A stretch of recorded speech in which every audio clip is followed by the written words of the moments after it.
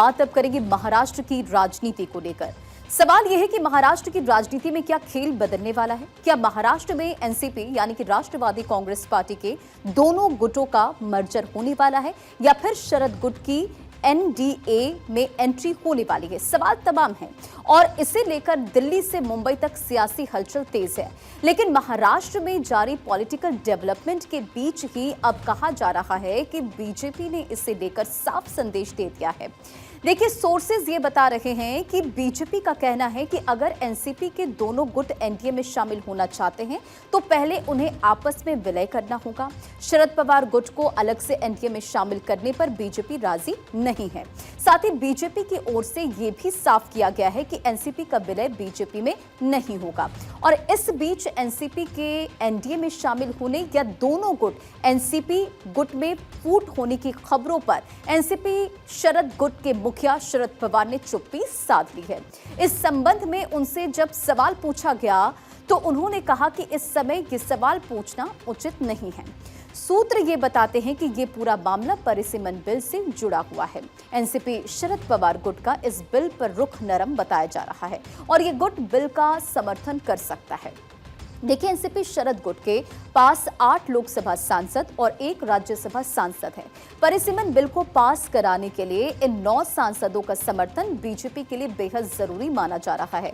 इसी वजह से बीजेपी दोनों गुटों के विलय पर जोर दे रही है। सूत्रों का यह भी कहना है कि अगर दोनों धड़ों का विलय होता है तो बाद में दोनों तरफ से एक मंत्री पद दिया जा सकता है, यानी कि एक मंत्री पद दिया जा सकता है। दूसरी ओर यह बताया जा रहा है कि महाराष्ट्र की डिप्टी सीएम और एनसीपी अजित पवार गुट की नेता सुनेत्रा पवार मर्जर के पक्ष में नहीं है।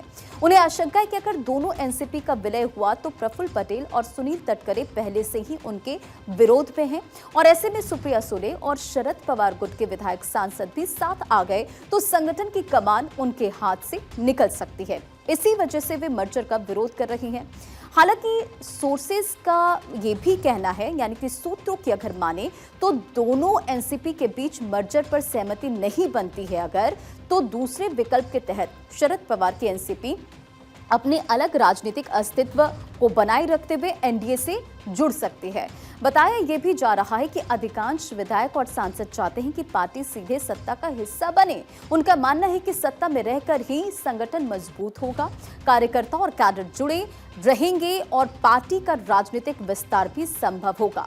इधर महाराष्ट्र में जारी सियासी हलचल के बीच अब शिवसेना यूबीटी के राज्यसभा सांसद संजय राउत ने विलय की खबरों पर प्रतिक्रिया दी है। उन्होंने कहा है कि विलय की बात तो साल से चल रही है, यानी कि 2 साल से चल रही है, लेकिन सुप्रिया ताई और जयंत पाटिल इससे इनकार करते रहे हैं। उन्होंने कहा कि उन्हें दोनों नेताओं पर भरोसा है। सुनिए। मर्जर की बात तो 2 साल से चल रही है, लेकिन सुप्रिया ताई जो हमारी है या जयंतराव पाटिल है, ये डिनाई कर रहे हैं। हम उनके ऊपर विश्वास कर रहे हैं।